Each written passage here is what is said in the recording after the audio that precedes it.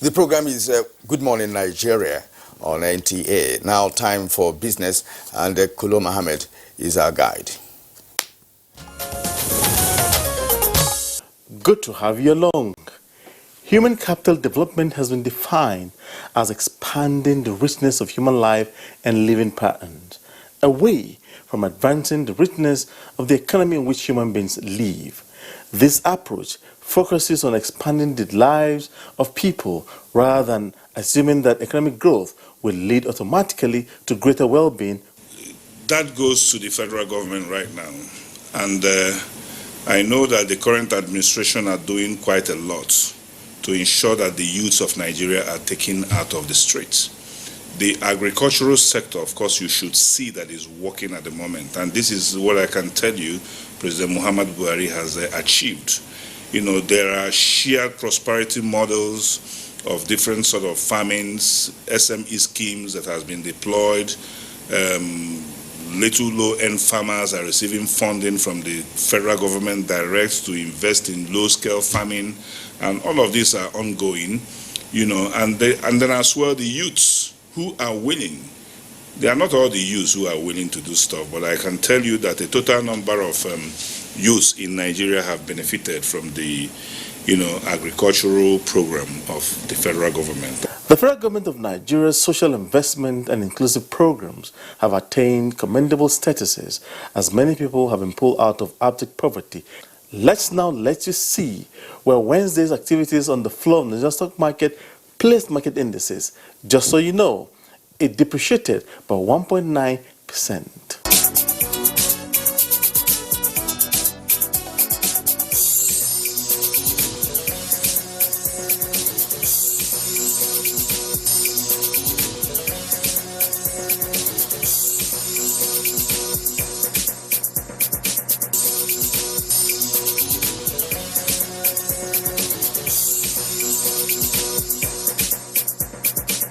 My name is Kulo Mohammed. Good to have you along. Be with you again soon. Thank you very much, Kulo Mohammed, for the business package. Next for us is newspaper review.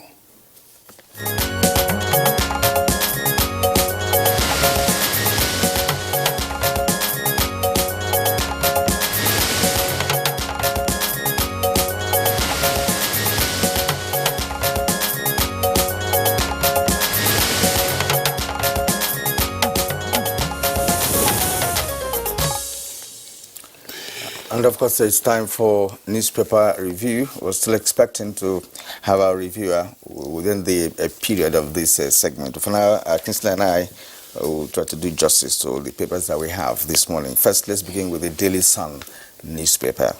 On the right-hand side of the nameplate of Daily Sun newspaper, we have IGP Lawan Wajabiamila shout over insecurity. We can't pretend about worsening situation, says Speaker. That's the rider to that headline. It's on page 6 of Daily Sun. Now, the lead story this morning is also on insecurity. The Northern Coalition plans Operation Shege Kafasa. Two riders agrees to float joint security outfit.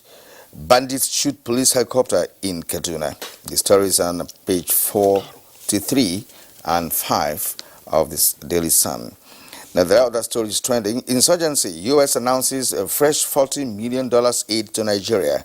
Vows to hold federal government accountable if security forces violate human rights. The story is on page 38. Now, police files 16-count charge against Wadume, Captain Blarabe, and 18 others. That's on page 5. Now, directly below that, we have a presidency to Khan. Stop disinformation. Says no ransom was paid for release of Dapchi girls. The story is also on page 38. But of course, the photo story you'll see there is that of the transmission company of Nigeria, TCN Power Station in Akemi Ring Road, Ibadan, just yesterday. You can see the huge fire in that property. And then at the bottom of the Daily Sun, we have Lassa fever. NCDC has managed 365 cases says the DG. It's page 39 of the Sun newspaper. Kinsley. Okay, we'll take a look at the Daily Trust newspaper. Daily Trust immediately below the nameplate says Kaduna, that's the kicker. Police killed 250 terrorists and bandits in Kodaru forest. Details of that story on page 6. State's IGR hits 986.29 billion naira in 9 months. That story is attributed to the National Bureau of Statistics with details on page 16. Tough issues as Buhari meets economic team today. The story has it in part that 4 months after their inauguration, President Muhammadu Buhari is expected today to meet members of his economic team amidst a myriad of economic challenges. Among other issues, according to the paper, recent decisions by the government, particularly border closure and implementation of the Finance Act 2020. And sources said this will be the first time the president will be meeting the members of the economic team since their inauguration. And then right below the photographs there on the front page, you have disquiet over vacant APC National Secretary's position. That's on page 43. And declare state of emergency on security and as CIA, that's the Supreme Council for Islamic Affairs in Nigeria, tells Buhari. Details on page 3. Also on page 3, federal government restricts mobile phone users to 3 numbers. All right, Kira, let's take a look at the stories ourselves. So before we go ahead with the editorial. Yes, this issue of insecurity, IGP Lawan Bodebemila shout over that. And of course, the lead story here on Daily Sun said Northern Coalition plans Operation Shege Kafasa. What is happening? We'll just be discussing Amoteku, and this is coming on, and other regions are probably planning to come up with something. What does that tell us, with respect to the insecurity situation in the country? Well, it's certainly, I mean, we recall the furore, if you like, that was generated with the launch of Amoteku in the southwest. But it's quite clear that these are complementary, if not supplementary measures by various interest groups, and more particularly zonal governments, say the 6 geopolitical zones, to respond to the security challenges, because the security outfits under the control of the federal government are quite overstretched. I mean, we have seen that the armed forces, that's particularly the army, in virtually all the states of the federation. The police also have their own challenges. But the key thing is, in my opinion, that there shouldn't just be a knee-jerk reaction. In other words, because you see maybe Amoteku will come up in the southwest, then you create yours, and then the south side to wake up and create. There should be some deep thinking that goes into all of this, so that you know precisely the operational structure, what will happen. It shouldn't be seen and it should never be conceived as a response to what others are doing, but it must be a response to your own security challenges and how you can better secure your environment. Of course, and always bearing in mind that the federal government has overall responsibility for our national security. Yeah, some opinions actually have it that it is very necessary for these complementary or supplementary, security outfits to come up, because the kidnapping, banditry, and other criminal activities have actually permeated all parts of the country, in localities, in the cities today.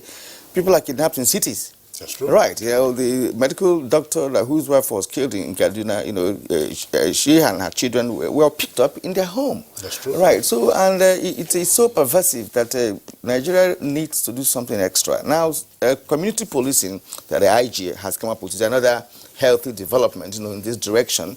And again, it also could dovetail into what has been argued over the years, that the state police is necessary. It's inevitable. It's inevitable because the population is growing by the day, and of course we don't have a commensurate security apparatus to face what is happening, because with the current development, technology, and all of that is facilitating, the ability of these guys to operate.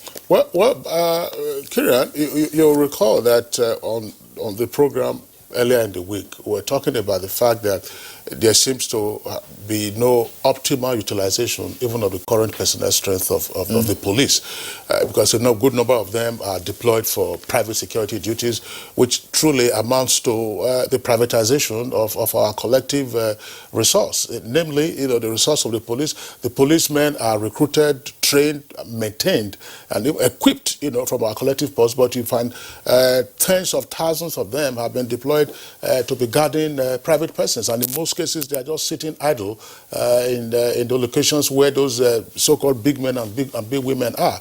So that's one leg. But something happened yesterday. I mean, DCP Frank Umba, of course, who is our regular guest on Good Morning Nigeria, was given a briefing as to what happened in Kaduna. Yes. That bandits or kidnappers, fired at a chopper. That's an helicopter being used for purposes of, facilitating the operations against those bandits in the forest. And it turned out that the pilot and the other officer who was on board were injured, but of course they landed safely. Landed safely, and then they were evacuated to the hospital. They didn't sustain life-threatening injuries. What does that tell you? I mean, these guys are having... have rocket launchers. Absolutely. They have rocket launchers, ground-to-air missiles. That's right. Things like that. Whatever capacity they have, nobody knows. But if they're able to, shoot at the helicopter and got it, then, of course, they have something to worry about. That used to happen in Sambisa, at least, or with Boko Haram, before they were neutralized and they didn't have the capability again of firing at aircraft. But for this to not take place in Kaduna, tells us something, yes. Yeah, Bayo, just joined us. It took place in Kuduru Forest. There was a multi-operation by Operation Pofada, in combination with Special Forces and the Inspector General of Police and the Rapid Response Forces. So they had support from the police helicopter services. And because, the National Assembly was briefed, the service chief briefed the National Assembly that there's now an international dimension. ISWAP and other international terrorists have entered the groups. And the proof of that was that the helicopter was shot at with a helicopter gunship and ground-to-air missiles. Apparently, the Valiant pilot was able to maneuver and land safely in Kaduna. They had injuries, but it's not life-threatening. They are responding to treatment. But later on, the helicopter too was okay because it was flown back to Abuja. But the outcome of that was that about 250 bandits were neutralized in that forest. Now, that forest, Kuduru, covers the borders between Kaduna, Zamfara, and also Katsina State. So, and that has been the places where they always run to. You recall there was a time that the Birningwari Road was almost impassable. People who were coming from the West Central State, from Kwara across, had to deviate through Bida, through Mina, to come through Abuja here, Suleja, to get to Kaduna, because they can't pass that Birningwari Road. Those guys had taken over the road. Now, they were there to route them out. Also, the same thing happened in Katsina. About 26 persons were rescued from another forest. Again, these people came on motorcycles, about 50 of them, and took these people away. And they were demanding 1 million each from each of them. But the police were able to rescue them also yesterday. I was just going to say, I don't remember the exact number now. I mean, we had that during the youth service. How many personnel are in a platoon? Is it 50 or I'm not quite sure. I'm sure the platoon for the soldiers. Yeah, for soldiers, yes. For military personnel, there were 50 or so. So if you neutralized 250. Over a period of operation, let's say 2 days or yesterday or so, that tells you, for instance, that you had 5 platoons. Assuming there are 250, yes. 5 platoons. I mean, this is in one forest. In one forest, but there are other forests. And then in Katsina, as you are saying, by another 50 motorbikers, came and then kidnapped people. That's another platoon. 6 platoons of bandits. That tells you that this is an army of invasion. It is growing. It is growing, and. In fact, it's something to really worry about. But we must commend the security forces because they are rising to the challenge. I mean, what the police did yesterday was something that is very significant. But it tells us that the problem is much deeper, and they have to just continue, as it were, pounding and neutralizing these elements wherever they are. But any other story you want to? Yes. maybe a follow-up stories too. Also, there's a follow-up in Kaduna. Yesterday, a group that they call themselves a coalition of Northern Group has also proposed what they call a Northern security outfit. They could name it Shege Kafasa. And they are also proposing that for the 19 northern states. Again, we're going back to the danger of thinking about self-help security groups under the regional platform. Again, it's a recourse to the regional mentality. There are no regions in Nigeria today. You have states. States are the the states that form part of the federation. After that, you have local governments. But when we tend to think in the context of regionalism, that we talk about northwest, southwest, southeast, it is the past mentality that is hounding us. You cannot have a legal basis for a regional outfit. Nigeria is evolving like every other nation. Development is taking place.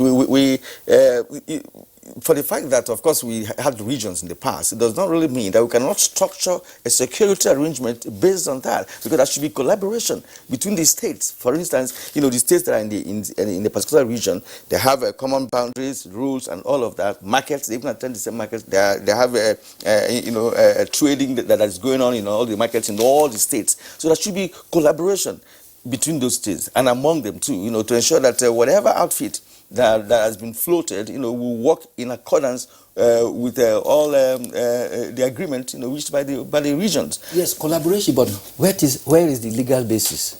You have state house of assemblies that makes law for a state.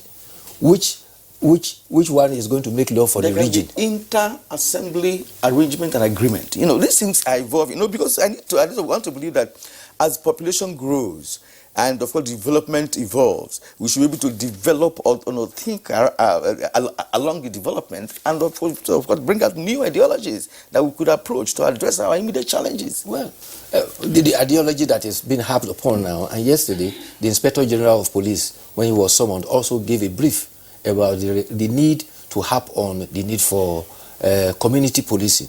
And I think the members of the National Assembly have bought into the idea, and they are going to walk into it.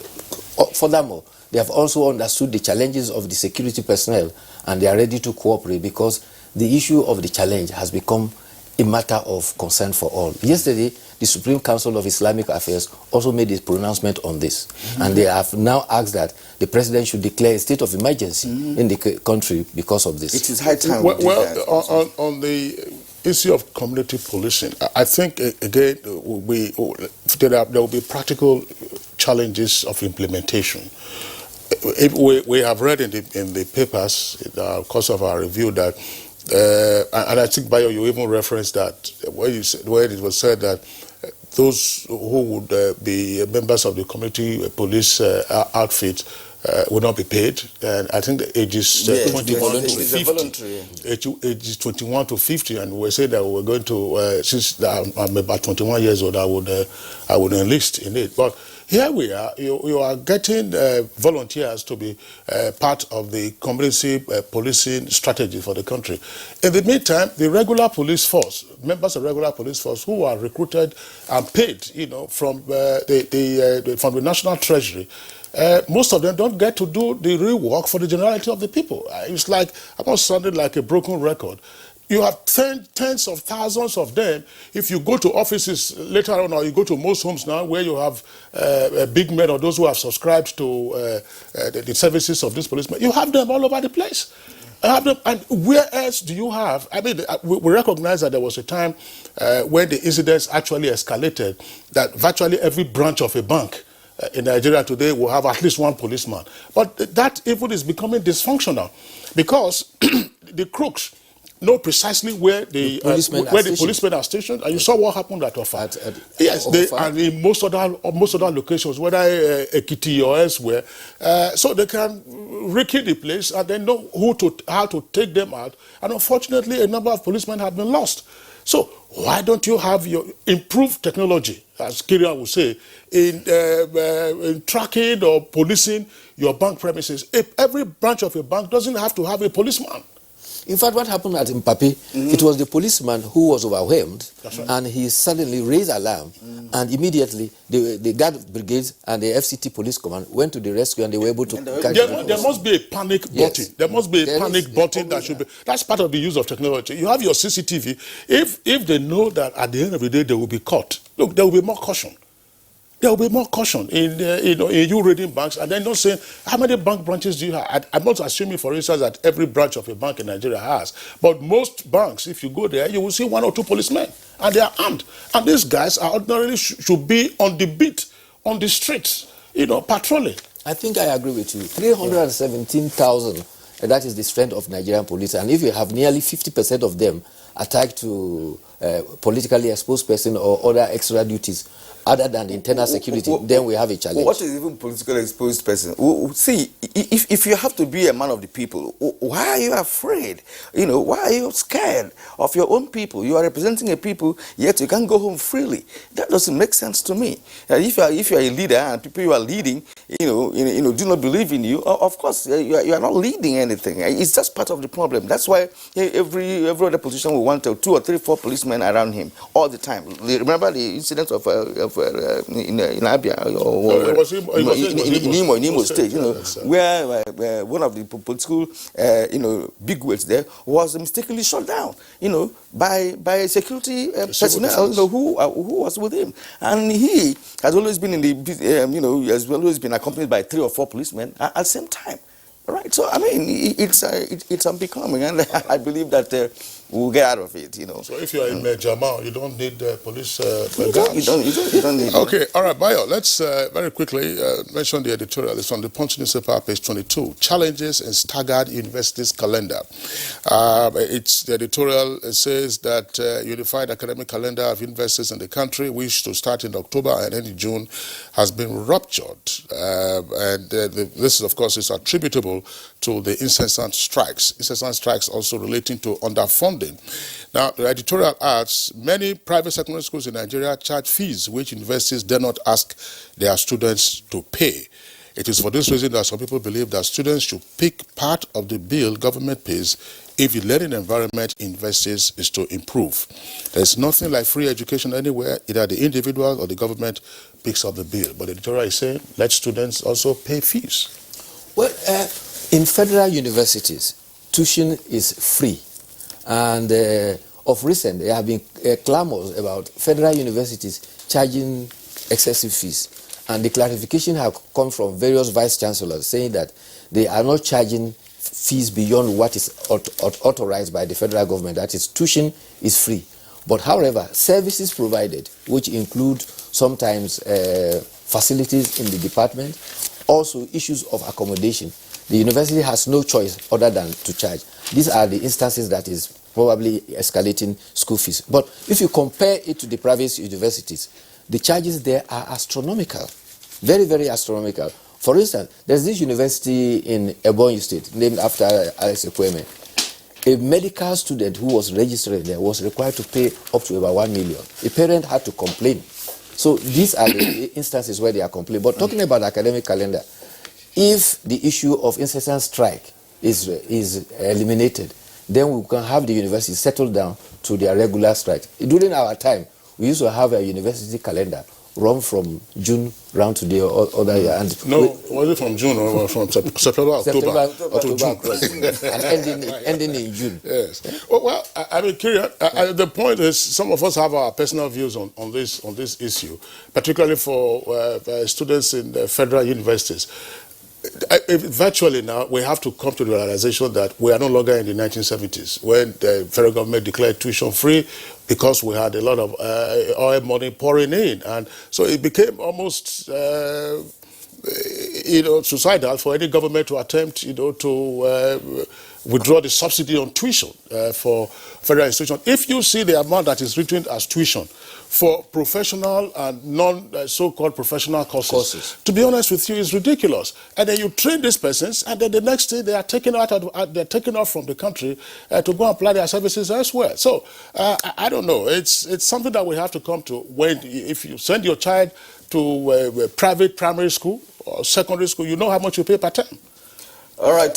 Well, on that note, Bayo, we appreciate Thank you very much. your analysis this morning. We thank you, and I hope to see you again tomorrow for more analysis on newspaper review. This is Good Morning Nigeria. We will take a short break now. When we come back, we'll of course be dealing with the topic for the day, which is the unbundling of mass communication at the nation's tertiary institutions. Well, we thank you for staying with us up to this moment on Good Morning Nigeria. And to set the tone for our conversation this morning on unbundling mass communication, let's now take this background report put together by correspondent Joseph Johnson. So this is a tree, obviously, of course. It has a trunk but many branches. And most times, the different branches grow their own fruits and leaves. That's supposed to be the case with most trees. At least, that's how nature has made it. Now, this also applies to other aspects of life. Like the trees, mass communication has been a trunk that has had its branches choked up in it. But now, the National Universities Commission, NUC, has made the different branches to sprout and function independently. The executive secretary of the NUC, Professor Abubakar Rashid, explains that the realities of the day has made it necessary for mass communication to be unbundled into 7 separate degrees. This is in line with the trends all over the world, because when somebody will do this, to say, yes, but we may retain the mass comm for those universities that have not yet developed the full competences in the areas. The education is essentially for knowledge, but beyond knowledge, you also have to make yourself very competitive in the market. I would rather advise universities to try as much as possible and meet the NUC deadline of 2020. The takeoff date is September 2020, which is the next admission date. Some students and universities are already catching in on the development. Idrisu Edegbo is one of them. He tells me he's got his eyes on everything tech. Well, as a student of mass comm, personally, I feel like the course itself is too saturated. So this opportunity now gives students across Nigeria the chance to actually specialize.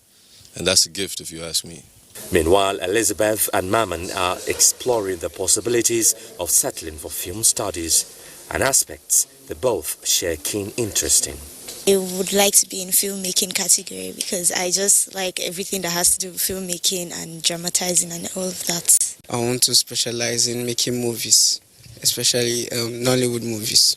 If all goes well with the implementation process, universities like the trees that sprout forth fruits and leaves to reflect wellness would likewise churn out graduates that will not only meet the demands in the industry, but will also fit into emerging traits of the 21st century.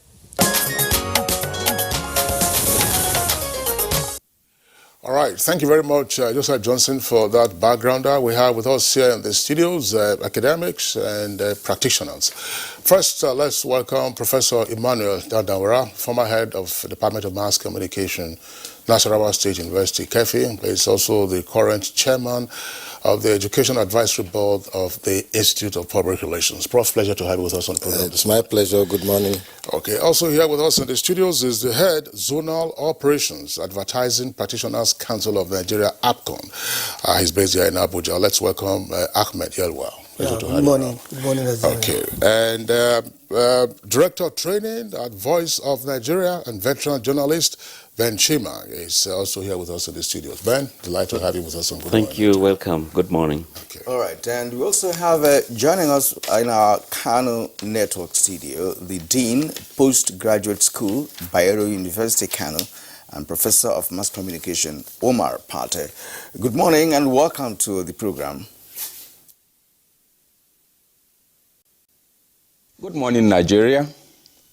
And from our Lagos studio, we'll be also hosting the former editor of The Guardian and, of course, head of the board of Guardian newspapers, Martin Lodger. Martin, it's good to have you this morning on Good Morning Nigeria.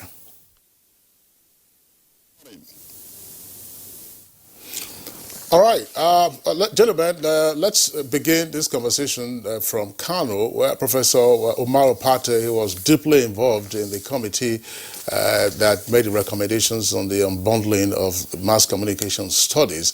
Professor Omar Opate, why unbundle mass communication?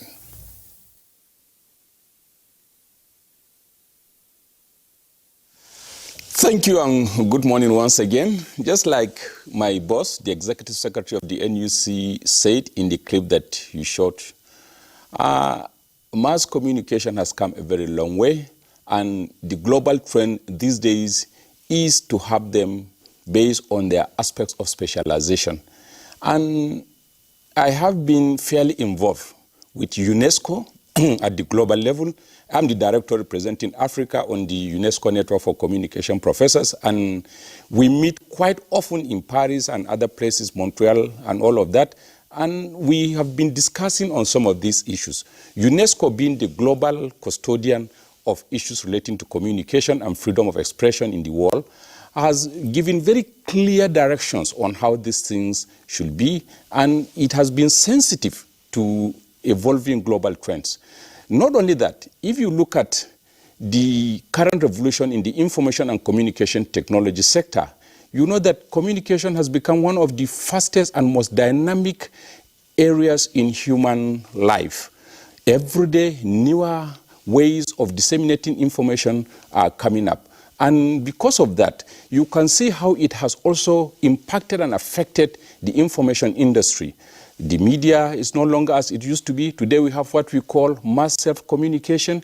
And again, you could also see ways of gathering, processing, and disseminating of information completely changing. Then, if you also look at the trend in our own country, look at our own internal and external dynamics. Internally, there are newer things that I imagine in Nigeria. Our population is increasing. Today, our population is over 200 million. And population of the media setup is also expanding by the day. And not only that, newer ways of distributing and disseminating information are coming up. Then you look at our own democratic setup. Democracy cannot function without accountability. And you cannot talk of accountability without talking about a very qualitative information sector or journalism wing and its related areas. And because of that, we need to also look at how we train those who are going to become journalists in the future, who are going to become public relations and advertisers and all of that. Again, look at how the film industry in Nigeria is evolving. And look at those who pioneered the film industry. They did not go to school to read anything like film. They did not go to school with the Kano. If you take the Kannywood film industry, you take the Nollywood film industry, and they are contributing significantly, either in entertaining the people of Nigeria or to our own economic setup, the GDP. All these things are very, very important. And above all, the rise of populism governance, not only in Nigeria, but in other parts of the world. And with populism, where you have more emotionalism than reasoning in governance, you have truth being attacked. Today, look at all over the world. Truth is being attacked. And because truth is increasingly being attacked, accountability is decreasing. It means we need to have qualitative journalists who can also be sensitive and be able to address these issues. And again, look at the economy that has affected the media sector. Today, the economy of the media is not so good, and the implications are so glaring. People are no longer reading newspapers as they used to be. Attention is increasingly moving towards video and audio, and the social media platforms are becoming very, very central in information dissemination. So because of all of this, there is a need for us to reflect and see what other countries have done in other parts of the world. You go to many countries today, you don't find anything called mass communication. So we also here need to contribute our own quota and also be part of this so that we can train experts, information experts, journalists, quality journalists who can respond to these emerging challenges either from the technological angle or from the economic aspect of keeping the media to survive, and all of these things. So we have taken into consideration all of these and looked at our own context and then came up with the suggestions that the NUC need to help us to revolutionize the study. And likely, every individual you can think that has something to do with mass communication in this country was involved in the process of coming up with the new curriculum. We talk of the major regulator, the NUC, that's the National Universities Commission. Talk of the industry, bodies like NTA, FRCN, newspapers were all involved. Talk of the regulators like the National Broadcasting Commission, the Advertising Practitioners Council of Nigeria National, then the National Press Council, newspaper proprietors, all of them were involved. Then, of course, the academics, we were deeply involved. Almost every senior professor who matters in mass communication in this country was involved. We brought people from Paris at the UNESCO headquarters, they were involved. Then we also had the industry well represented, like I've said. We also had civil society organizations and indeed interested individuals. So at the end of the day, then the unions or the professional associations, they were also NUJ, Association of Professionals of Communication Professionals in Nigeria, African Council of Communication Education, and all of that. They were all involved. At the end of the day, we came together, brainstormed with the active support of some of our seniors like Professor Abdallah, the VC of NUS, of National Open University, and the active support and financial support of MacArthur Foundation of the United States with their Nigeria's office. They supported us all through. And at the end of the day, a complete compendium was produced, which went through all the checks that you can think of, and eventually it went to the NUC, and NUC presented to the federal government of Nigeria. Even the information minister, Alhaji Lai Mohammed, was involved. All right, Professor Palte, your opening remark is actually loaded, and I want to appreciate you for that. But we'll be returning to you in due course, because there are other areas we would like you to clarify with respect to this decision already taken by the NUC. It's a quantum leap, if you ask me, when it comes to mass communication study. But we'll return to you. For now, let's come back to Abuja, where we have Professor Emmanuel Dandaura, who is also a head of department of mass former head of department of mass communication at National State University. Now, what is your view about the unbundling? Are we prepared for that? In terms of facilities, in terms of tools required to really professionalize different aspects of mass communication?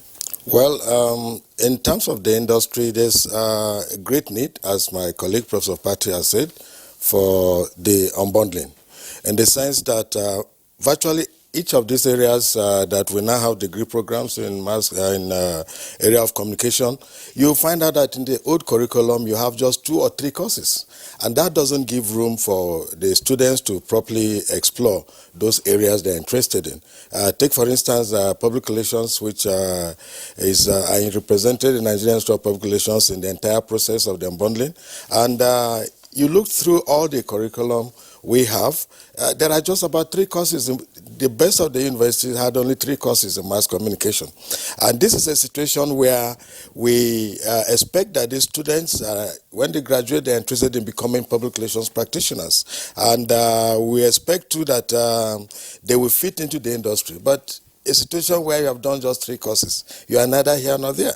But as to whether we have the facilities, I think that to a large extent, there's a lot of upgrade that would need to be done by most universities, because you need to have at least 3 or 4 departments to run a faculty of this nature. But don't forget that we have been training students in these areas before now. And the accreditation process includes ensuring that you have the required laboratories to run the different specialty. So to a great extent, you might find up to 50% of the universities in good position in terms of even equipment to break into 3 departments. And I also believe that with the large number of postgraduate students we have been turning out in recent years, virtually every year, we have an increase in the number of PhDs we are pushing out of the market. Before now, it was difficult for us to retain PhDs in mass communication in our departments. But every year now, at least I can say, we are producing upward of 6, 7 to 10. And that is a good number that can feed in terms of the manpower. But I believe that in terms of resources, 50% of the universities now can really run at least 4 of these programs minimum. Okay, thank you, Professor Emmanuel Dandara. Let's come to the APCON rep, Yawa Ahmed. Yeah. Does advertising need a first degree in advertising? Yes, and why? Definitely. And we are all, the industry, we are all delighted that this, the unbundling of the mass comm generally. Because most of the graduates, as the prof said, it's only 3 courses in advertising. So when they come to the market, they cannot give you anything. You start training all over. But now with this unbundling, they are going to have all the courses that are relevant in the industry, and when they come in, they can just easily pitch in and then give what we are looking for.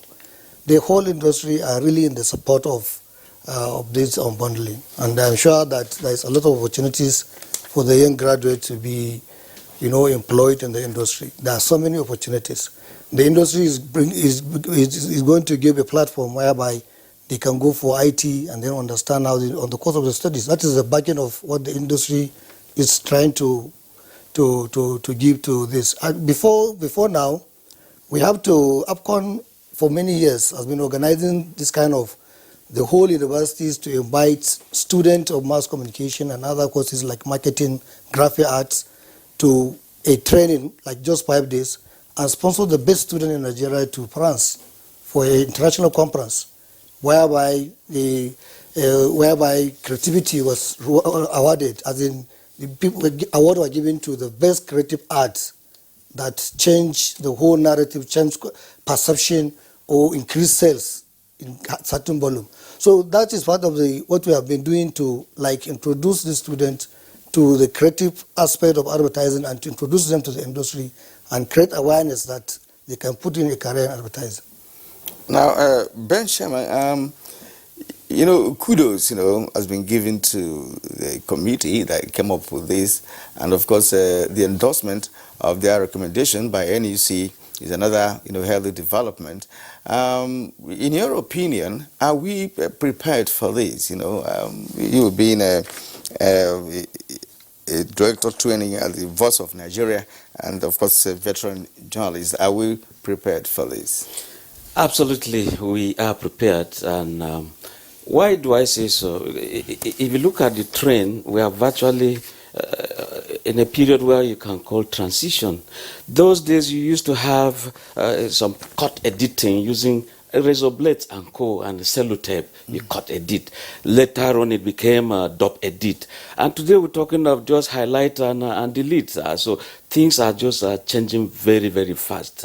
But again, if you also look at the age we have, they are of the digital age. Therefore, in terms of learning, they are ready. But before all of that, what is on ground for this takeoff? Very, very vital. We've had a situation where some students will come for industrial training or youth corps members. By the time they learn, it's the first time they're entering a studio. These are people with degrees, first class, mass comm, journalism, yet they've not entered into a formal place called journalism kind of a thing. We are actually ready, but how are we ready? Where is also the light? The facilities available in terms of training, and we also need a situation where lecturers should be able to leave their universities, go to media houses and have the real thing. Go to studios, you can present, you can produce, you can be a reporter, and by the time you go back to your university, you are, of course, having a synergy with the students, you are on the same page, because we've seen a situation where some lecturers will come in to assess their students at IT points. Some of the things we want them to know, they are actually not in touch with them at the university level. So all of this, we ensure that there is professionalism. We are ready, but again, we need some facilities on ground. Surely, it's nice that it's been unbundled. It's just like the case of NEPA. When it was too much for one body, they decided to break it to generation, distribution, transmission. So where you have a course like communications in journalism, a situation where we always talk of where it bleeds, it sells, should not be the issue. Developmental journalism implies we look at what should be reported. Is it positive? Is it going to be injurious? And what are the laws governing even journalism itself? When we're talking of defamation, for example, libel, slander, and all that, all of this will be taught to the new breed. We are ready for all of this. The laws must also be there. And of course, we should be able to govern journalism. When I say govern journalism, the laws must take its effect. Just a follow-up. Yes. Just a follow-up. You mentioned here now that in some cases, some lecturers, in mass communication department may not have even seen studio in their lifetime. Now, how would they now begin to lecture the new breeds we're talking about, in a compartmentalized, mass com where you now have, specialized in advertising, specialized in this? Who are the lecturers that will do that? Absolutely, the lecturers are still the old breed and the new breed. I mentioned what they call transition. And the moment you have them blended, we were talking of cut edit, double edit, and highlight and delete. Things will change definitely. I was in a place where a head of department was insisting that lecturers must be ICT compliant. They should be able to type whatever they're doing. I had to, when all lecturers, and look, I will resist every attempt for me to be turned into a typist. So you can see that such people will actually trail behind. But in terms of coming on board, there is just no option to change. Adopt it, all right, accept Ben. it. Okay, Ben, thanks. I mean, we'll come to you. We'll return to you when we're talking about the adequacy of the faculty and other aspects of the curriculum. But we earlier introduced Martin Soloja in our Lagos Network Center. Martins, you're back on screen now. Give us your own opinion. I mean, you've been a print journalist and you've also had a stint with the broadcast industry. Give us a sense of what you think about the unbundling of mass communication as a field of study. It's long overdue. It should have come before now. The social technologies disrupted curriculum long ago, but it's just good that the stakeholders have come together to see the need to unbundle this from generalization to specialization. Because as Professor Pate and others have said, this is the age of digital journalism. And they started this from one of the best journalism schools in the world, especially in the English-speaking world, Columbia School in New York. When they saw the need, more than a decade ago, they took some aspect of journalism and joined it with computer science to make digital journalism comprising text, video, and sound, so that you become a comprehensive journalist that is good for the 21st century. Because we have been toying with what Alvin Toffler called illiterates of the 21st century. And Alvin Toffler, as we have quoted him several times, says the illiterate of the 21st century will not be those who cannot read and write, but those who cannot learn, unlearn, and relearn. So this is an opportunity to relearn, to unlearn so many old things like that, and then relearn. I'm impressed by the remark of our colleague there about the need to do some orientation for even teachers of journalism, digital journalism. Because if you are not there now, you are not there. You need to specialize in film production. You need to specialize in journalism, print journalism. You need to specialize in broadcasting. You need to specialize in advertising, as it's been said. Because if you are not there now, you will become an illiterate of the 21st century. But what we need to emphasize at this juncture is that it needs a robust investment so that teachers also will be involved in the transition that Ben talked about. I like what the Bayero University that actually pioneered this in this place. Now, because Lagos State University began and then opted out in this disruption and growth into on this School of Journalism, as it's going to be called now.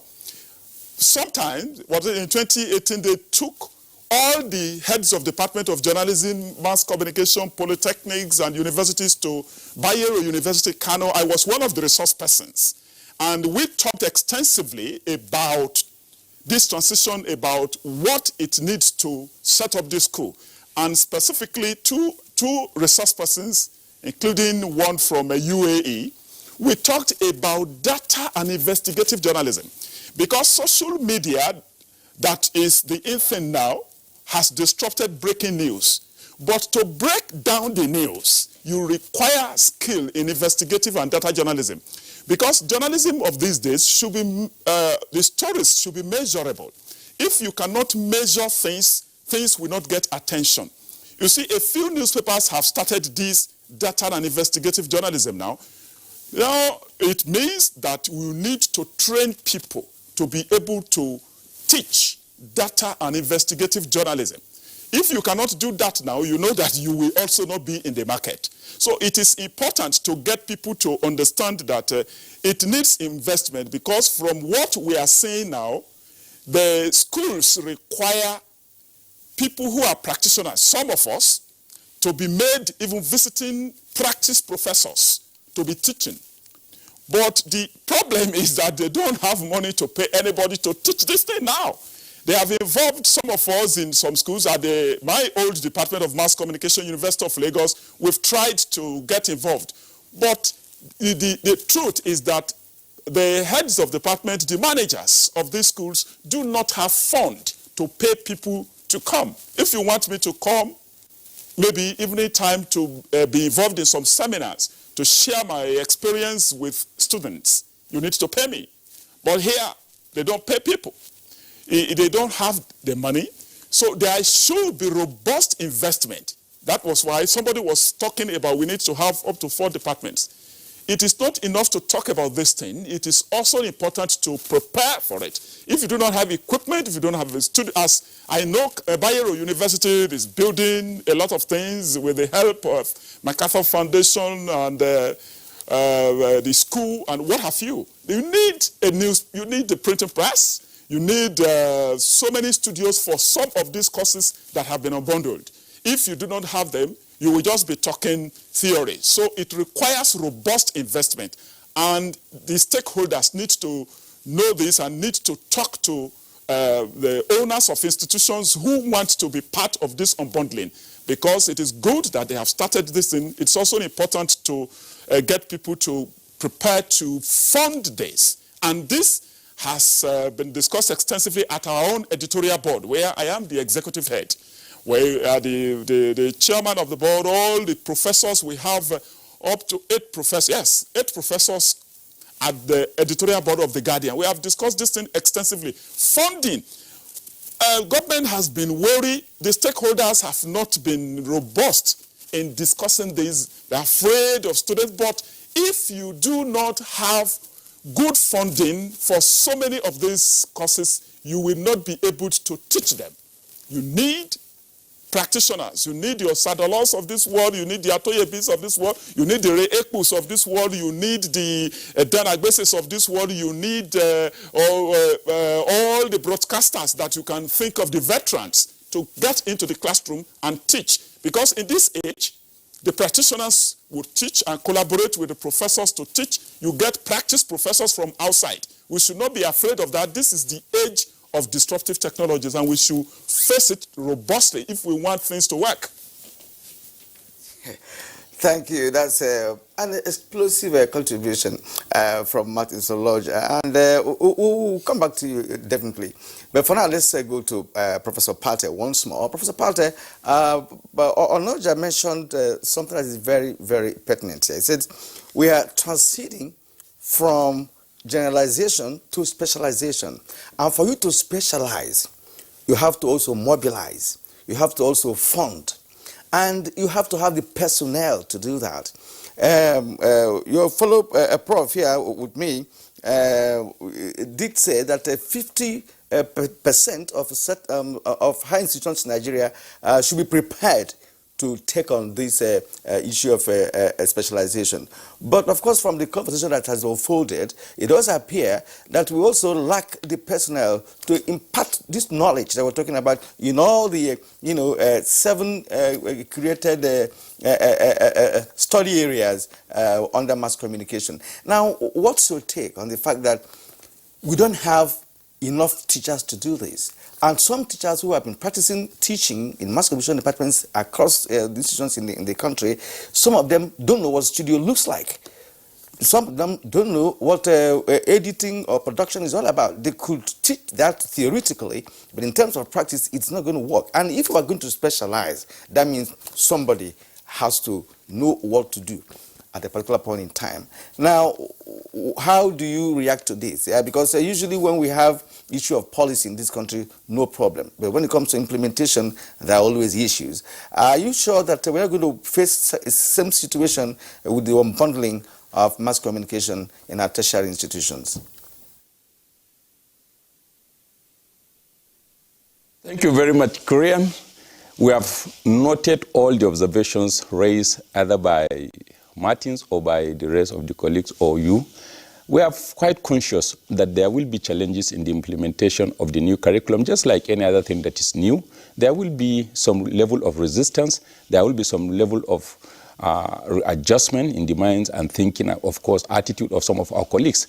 But before then, let me give you a rundown of some of these new programs. Currently, we run what we call mass communication. But with the unbundling, there will be 7 new departments, as you have noted, or areas of specialization. And these areas are: 1, you have journalism and media studies, broadcasting, information and media studies, development communication, advertising, public relations, film and multimedia studies. I think these are the 7 new areas. And with these new 7 areas, there will be, of course, newer requirements of facilities. There will be new requirement for additional lecturers or additional hands, and of course, readjustments of those who are in the business. I totally agree with what Mr. Shemang said, that some of our colleagues in the universities must readjust their attitude. In fact, you need to know that some of us even resisted this unbundling process. I had the honor of being the team lead for the entire process. And I can tell you some of my experiences with some of our colleagues. They were just damn too pessimistic. They were not even sensitive to the changing realities in our societies and the kind of training that we have to give our students. And you know what it means now? People have to read new books. People have to get new orientations for them to impact on their students.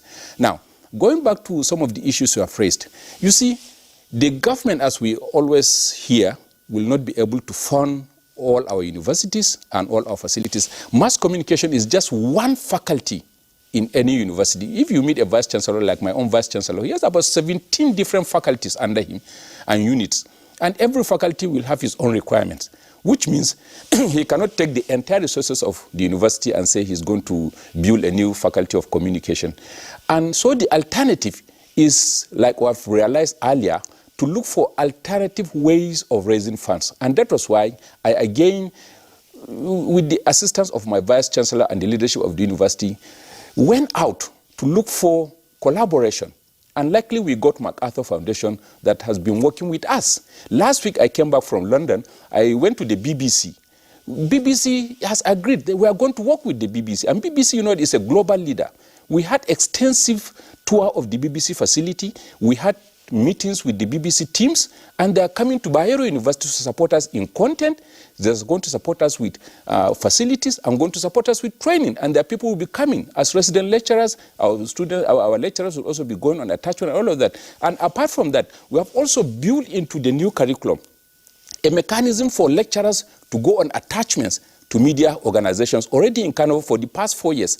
Our colleagues have been going on attachment to Premium Times, to Daily Trust, to some of our media organizations. Lecturers, not even the students. You go there and then be exposed to some of these new realities. So the name of the game now is diversification, is collaboration, is teamwork, and is opening up. And we are also collaborating with other universities. Like Martins told you, here, as the leader in the Faculty of Communication, I bring people from different parts of the world. They come to our faculty, interact with our colleagues. Kingsley here, sitting with you, was at our faculty, and several other people from the NT and from other places. So this is the way to go. And my own expectation is with the directive coming from the NUC, universities will now be prepared for this. And how is it going to be? It's not going to be a one-day-off affair. It's going to be gradual. Maybe in the next 2-3 years, universities will have the option of running mass communication while they prepare to unbundle. Like in Bayero, we have already started the business of unbundling. You know, we have a school, and perhaps before the end of the year, we are going to start 3 additional departments. The only challenge we are going to have in Bayero today is having film department. That one, we do not have the facilities. And perhaps advertising, that may take us a little while to prepare. But for the rest of the departments, we are fully prepared. Our radio, our brand new digital radio station will be commissioned on the 19th of February. And again, it will be a platform for training of our students. And we are also focusing attention on areas like investigative and data-driven journalism. This is now the place. And then these social media trainings and all of that.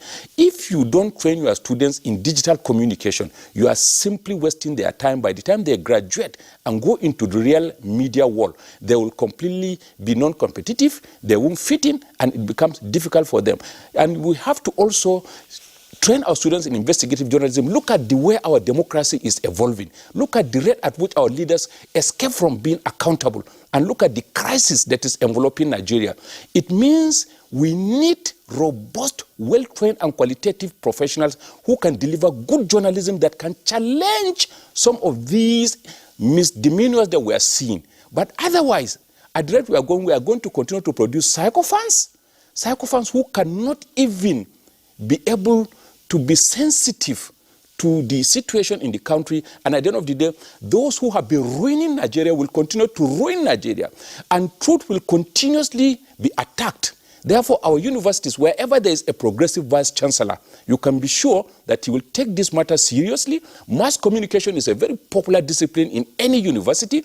It is quite demanding, it is expensive, but it is also popular and can bring in its own resources. So our lecturers must also, as all of you have noted, be up and doing. And we need the political support of our leaders in the universities.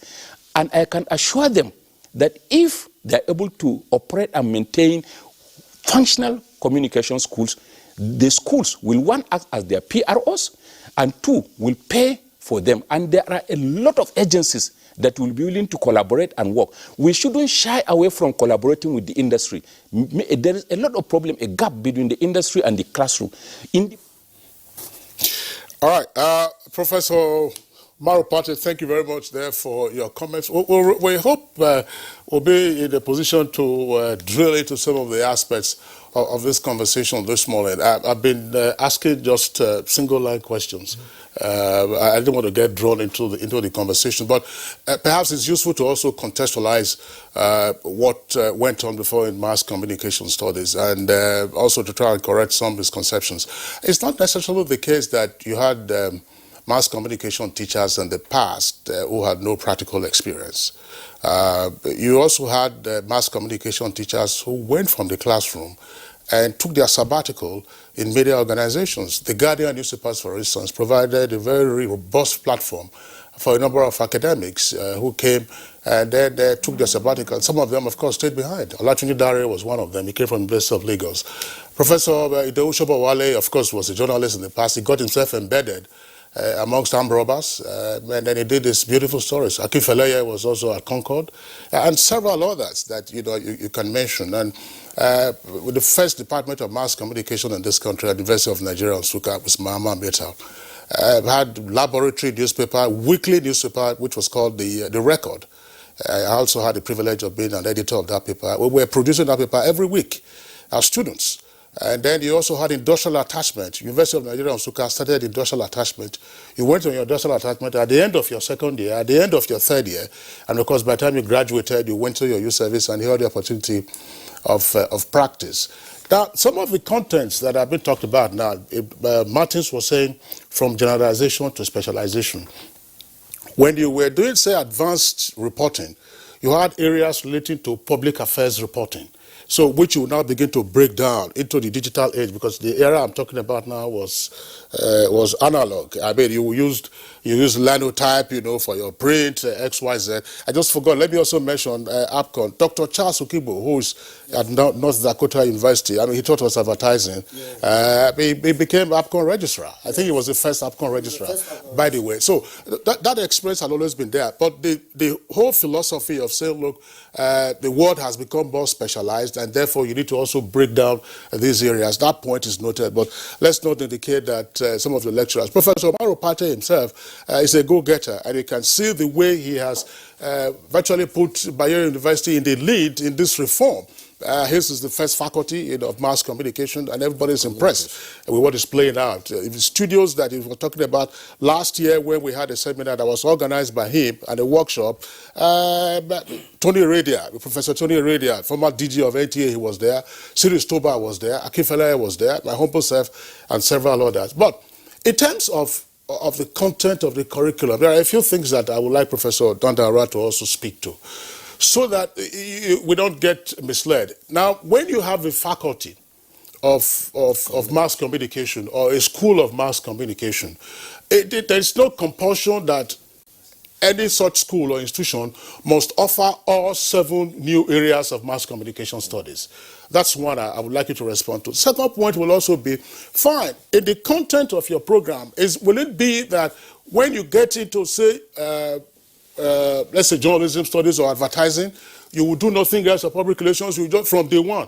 It will be public relations until you have your degree. Or advertising, it will be advertising, brand management, XYZ until you get your degree. I'm saying this because when you look at law, for instance, law is a faculty. I mean, you get exposed to the broad areas of law. And then, of course, you have elective courses, but there are core compulsory courses that you must take. What is the new outlook like? Well, first I must thank you for the explanation. I was beginning to become very concerned that it looks like there's a lot of misunderstanding of the situation on ground. First, on the curriculum, let me say that it's not just going to be public relations, advertising from day one to the beginning. There are common courses that cut across, the student is going to still have the opportunity of understanding what is happening in related areas, because the man in journalism also needs to be aware of what is happening in social media and things like that. So there are courses that cut across the disciplines. And it's actually not correct that you must be in a position to run the 7 programs before you can unbundle. Bayero started with 3 universities, 3 departments. In fact, theaters was one of them, and they are now moving on, as Professor Pate said, to bringing in more departments. I think that by the NUC guidelines, they are looking at 3 or 4 departments for you to have a faculty of communication, which is what the model we have in BUK. And of course, you cannot take away the current executive secretary NUC from what started in BUK. And so he is quite equally clear about what we are doing here. And you were with us when we presented the curriculum to him. He did mention that the NUC is also interested in working out a procedure for that exchange between those of you in practice and those of us in the academia. And it is indeed not correct to say that there has not been engagement. You talked about Professor Tony Radia. He worked with me when I was heading the department of mass communication, and we did all to encourage him to stay. And he has become a professor today. And when you look across most of the departments, this engagement has been there. I'm also surprised to hear from Martins that universities are not in a position to pay. Well, maybe his alma mater, like you mentioned, but I do know that most of our universities, particularly in this area where I visit often, we have visiting lecturers. It's a structure that is on ground. The only problem is, just as we say some lecturers might not have full knowledge of what happens in the and indeed not every lecturer needs to know what happens in the studio. There are those who specialize in theory. They don't need the studio, but there are people that actually focus also on those practical components. So in terms of engagement, we also need to realize that yes, we have quite a lot of manpower out there that have acquired postgraduate training and all that, practicing, that we could bring on board. Universities already have those structures, and then you see is even wanting to put in place a structure that will become more formal and more acceptable. Then in terms of facilities, the problem is that when I say 50% of the universities can actually start the faculty at the moment, the facilities in some cases are there, but you see, they are in different places. In some universities, some of the studios are under the theater as department because the film component, for instance, at the moment is being run more under the Department of Theater than in the old mass communication. So you have situations where some universities have these facilities, but they are not pulled together for common use, either by mass communication or theater. You also have a situation where universities already have engagements. Take the private universities. Some of them, their proprietors already have radio stations. Some have them on campus. Some are just next door. So really, in terms of facilities, the facilities need to be upgraded, yes. But you do not need to have full complements to run the 7 programs for you to introduce the specialty programs we have introduced. If you can afford 3 or 4, I'm very sure the NUC will give the go-ahead. And universities ought to pick courses that are of interest to their catchment areas. You don't have to do everything. That's what makes you, our program should be driven by demand. And of course, there is demand, like Pate said. Virtually all the departments of mass communication have overflowed. So in terms of students, we have that. In terms of staffing, again, when we did the presentation, luckily, the ES of the TED Fund came in, if you remember, at NUC. And so it means that TED Fund itself is interested in what is happening here. Yeah. And TED Fund has just liberalized the process. So in terms of training, it's not a very gloomy situation. TED Fund has liberalized it. You don't even have to be a confirmed staff now for you to enjoy TED Fund sponsorship. So there is money to train the staff. The issue is attitude. The staff that are willing to be trained and acquire the new skills, of course, there are opportunities for them. Those that are not willing, they will be phased out gradually. So it is really not a problem. All right, Professor Dandara, thanks a lot. I mean, while I was reading out the names of some of the lecturers, who went carried from the classroom to industry, I mean, I just submitted because he mentioned the executive secretary of the NUC. That's Professor Abubakar Rashid, teaches media English at Barry University, where he was also vice chancellor. He actually went to the New Nigerian newspapers, where he ran it. Well, we are right back. We thank you for staying with us up to this moment on Good Morning Nigeria. We have indeed dived below the headline news of the unbundling of mass communication to the nitty-gritty of the conversation. And we're yet to also speak on the entry requirement, for students who wish to study the new areas, the unbundled aspect of mass communication. That's if time allows us to do that. But for now, Nigerians are beginning to respond to the conversation by, of course, aware of tweets. They are trying to also share their own views on the topic. First of all, we have Mike Ayako.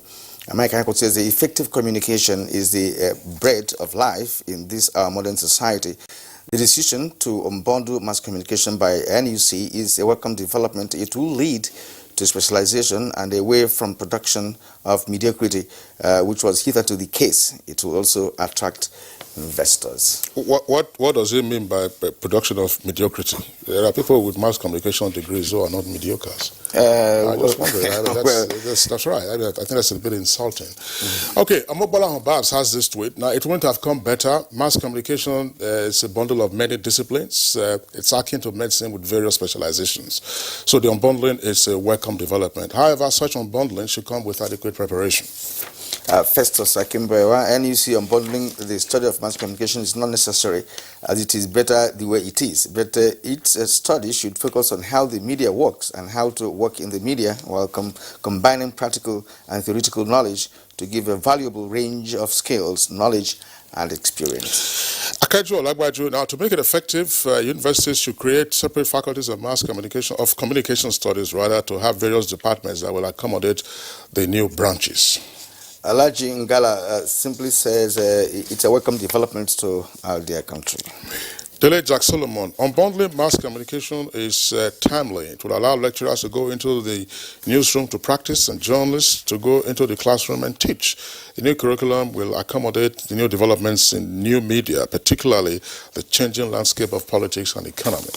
But I must say, Haruna, the decision is a welcome development, as it will help match with the global trend. Also, it will be more appropriate if the NUC changes the requirements of some courses. It is outrightly to ask candidates who want to study Arabic or Hausa to avail you with English. I don't know. With credit in English. With credit in English, exactly. Okay. All right, Chris Simeon has this tweet. NUC has done well by unbundling mass communication into separate degree programs. But let it not just be a mere reform. The necessary facilities should also be in place to facilitate learning. Well, Tatus Mondiok, it's absolutely a good move with regards to some negative trends that social media journalism is portraying. The total overhaul and alignment in journalism studies should be streamlined and broadened to accommodate the current trend, so that our future journalists will be well groomed. Utula Sunday, this is long overdue considering the nature of mass communication studies. By this unbundling, it will widen specializations and the smooth running of the departments. Thomas Kajo says this is a major achievement in the media circle, since it will allow for specialization at an early stage of journalism practice. Raphael Collins, unbundling is good, but having a syllabus that will make them employable after graduation is what they need. Law Alpha, mass communication is a very wide field of study, so unbundling it is a right step in the right direction. Okay, let's take the last one. Opikumu Augustine says the decision to unbundle mass communication studies is good because it will create room for specialization, which correlates with division of labor and effective delivery of media services. Yes, I previously raised the issue of entry requirements. Is it really captured in the entire package? How, if a fresh student wants to study advertising, for instance, what is required of him or her in terms of entry examination? What courses is he required, or subjects rather, is he required to take on to be able to be admitted into a university to study advertising? Yes, in the curriculum is about 5 courses, which include maths and English, and one of the social sciences courses for now. There is no advertising in like secondary school, so like economics and commerce, government can serve as the remaining courses to serve as entry requirement. And as time goes on, I'm sure we already have commerce at the secondary school, which introduction to like marketing, advertising, accounting is for the student, and that can be part of the requirement. And it's already listed as part of what was proposed to the NUC, and it was approved for these courses to be part of. And most importantly is, I want to, like, the students or the schools to equally give advertising very importance, in the sense that it has a lot of opportunities and people are not aware of. It can provide job opportunities for many youth, but people are not aware. Even the youth didn't know that there is an industry that can absorb them if they have the right knowledge or techniques of how to operate in the industry. And definitely we are going to support the NUC, support in providing the think tank in the industry to have that kind of engagement, whereby we give kind of lectures to the student, to the even the lecturers. Sometimes when you go to the universities, some doesn't know much about advertising in the industry. Some doesn't even know all the sectorial groups we have. The Broadcasting Organization of Nigeria that have all the media houses, both radio, TV, the AAAN, that is Advertising Agency of Nigeria, that employ most of the youth that come from there. The O1 that deal with outdoor. So there are so many, the media independent. There are so many opportunities in the industry that a student can take advantage of. Okay, Ben Shema, let's come to you. We're talking about entry requirements. That's what my colleague Kieran was raising. But it's a crucial thing. At the end of the day, when you have your degree, you have to be employable. Some students are raising the concern that when they have a degree in one specialized field, it might, narrow their job opportunities and even labor mobility subsequently. What's your reaction? They should have no fear. Why do I say so? I think I should be very, very specific. We have some staff in Voice of Nigeria who actually rate different things, but when it comes to the social media, digital media, they're doing very, very well. And having said so, I also, out of the messages from my respondents read in this studio, only one said unbundling is unnecessary. Why wouldn't you do unbundling when indeed we're talking of media convergence? Media convergence, you take a smartphone, you'll be able to have your newspaper in there. Are you being read there like a newspaper? Okay, are you being heard via radio? Are you being seen or by way of a television or something? The hearing of a radio, television, radio vision now. We have programs on demand, podcast and all that stuff.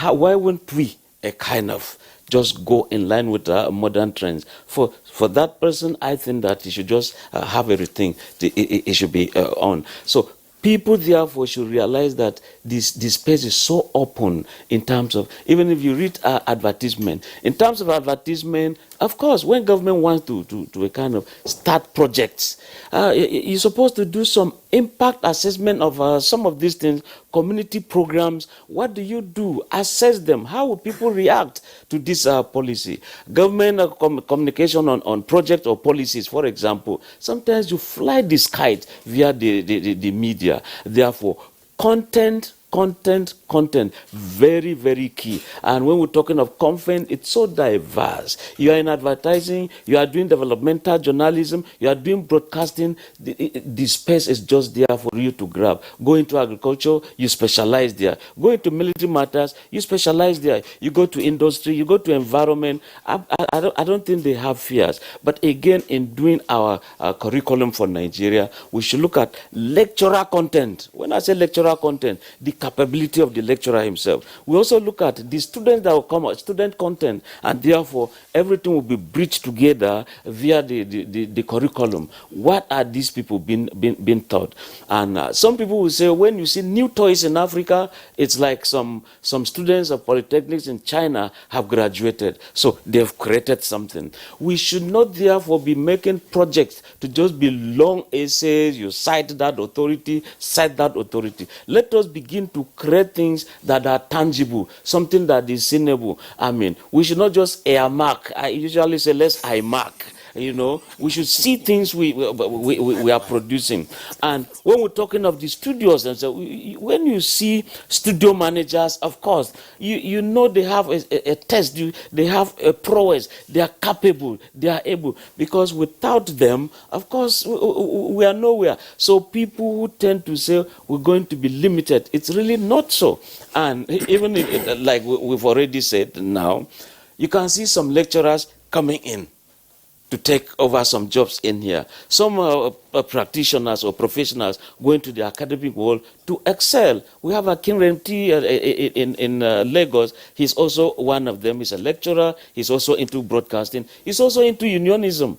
So it's tripartite for him. But I've had cause to visit the International Institute of Journalism here in Abuja. Their studio is just not it. I went to ABU. Of course, I wanted to see their ABU community radio. They said, oh, it's not functioning. What about the studio? They said, yeah, Faculty of Arts, Social Sciences. They have a studio there. Of course, look, things are just not the way it should be. So some of us could be volunteers to come to go do some things, 1, 2, 3, in some of our alma mater. Yes, we're indeed coming up with the realities, of the time with respect to this unbundling, which means that more jobs need to be done if we're going to perfect it. But I'd like to go to Oloja in Lagos, and I also want you to answer part of the question Kingsley just put across, which has to do with the employability of the expected graduates from all these other new areas. For instance, journalism and media studies, multimedia studies, development communication studies, information and yes. Now, how will students or graduates from these areas be absorbed, and are they employable? Is there any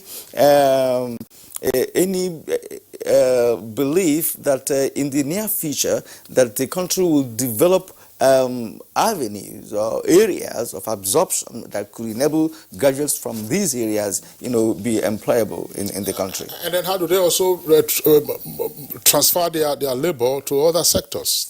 That's from the discussion we have had so far, we'll see that there will be reskilling and retooling of our people. And you see, as a practitioner, as an editor, as a manager, what we need in the newsroom now is good reporters. Good reporters, because at the end of the day, like Sherman was talking about content. And everything about development of the media, employability here and there, depends on your ability to produce content. If you do not have good reporters, whether radio, or you don't have good reporters, you don't have good analysts, you don't have good quality control officers, there won't be good content. So in the circumstances, we discover that when there is this specialization, there will be employability. People will get skill. I can assure you that most of the people who are not serious now in the newsroom, once an editor spots a good reporter, whether it's a new graduate, is just coming from work, there will be mobility that he mentioned before. Because most of the editors are already worried. Most managers are worried that we don't have good reporters. We do not have people who can report and analyze very well. Some people can break news. Some cannot break down the news. Some cannot research. By the time we have this specialization, I believe that people will employ themselves, because editors and managers are looking for digital journalists who can practice in the 21st century. Just as I was saying the other time, I was envious when Mr. Osadolo was talking about Jackson School of Journalism.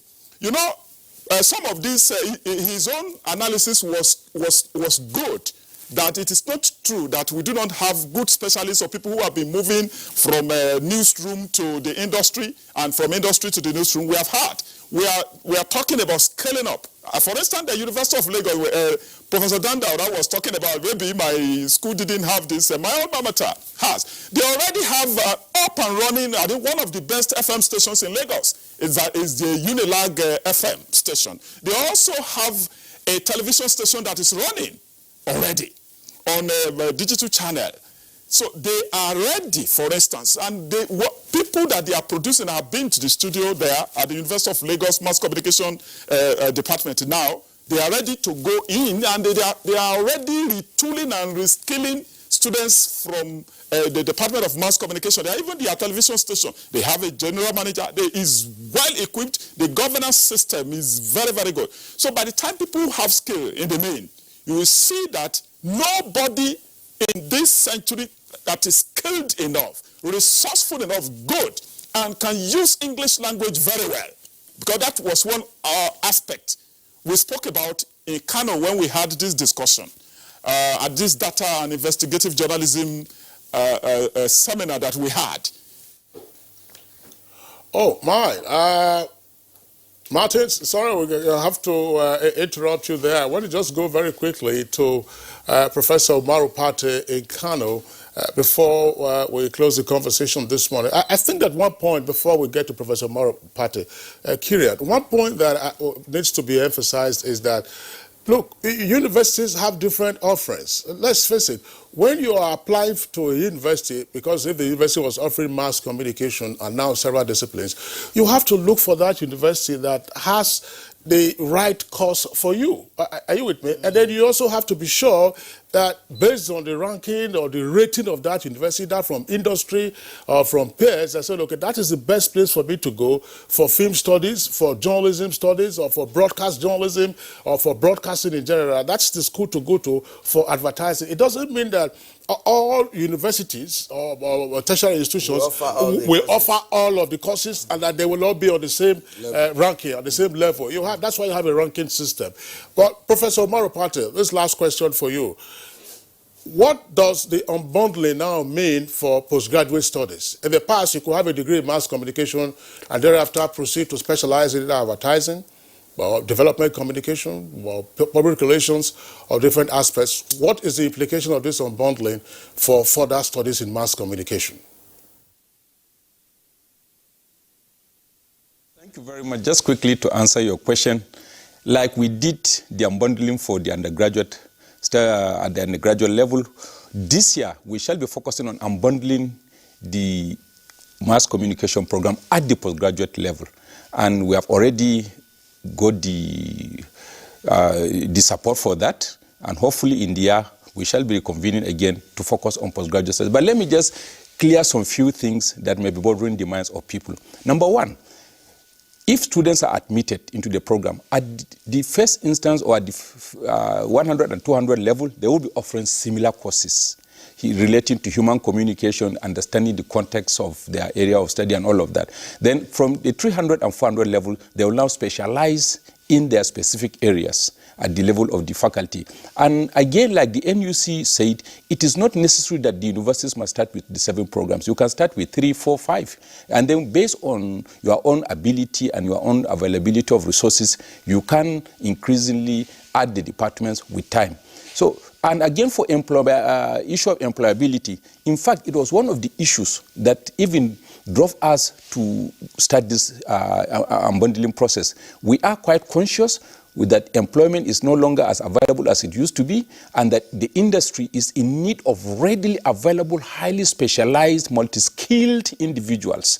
And it is part of that we have also restructured the program in such a way that even without being employed by anybody, a graduate of journalism can on his own employ himself. And we have already seen part of all of this. The same thing with public relations and advertising. There are 1,001 opportunities for these graduates to be on their own, create their own kind of employment opportunities, as well as be able to employ other people. So let me clear whatever kind of fear that anybody may have that the product of this unbundling process will become unemployable. No, in fact, it is.